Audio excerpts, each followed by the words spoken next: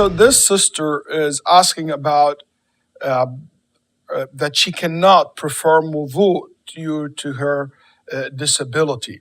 Those who cannot perform wudu, they can basically make tayammum.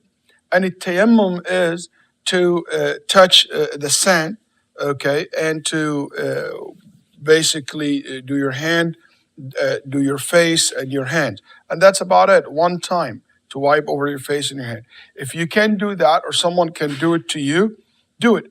Let's say you're disabled to the level that you cannot even reach to your hand. And disabled, if you only can touch with someone bring the sand or something has sand in it and you touch it. And by the way, even if you go online today, you will find some basically website, they sell kind of sands inside a container and like a cloth container that it will have the sand inside it and it's suitable for hospital. And I see this in many places in overseas, and I saw it on some masajid here as well.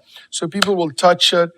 And if you can't find the sand, you but just according to some of the fuqaha, any solid surface, you touch it and you do your hand. If you can do your face, good. If you can't, it will be enough for you to do the hand. You do what you are capable of. And what you are not capable of is forgiven. And I believe that will inshallah be sufficient for you.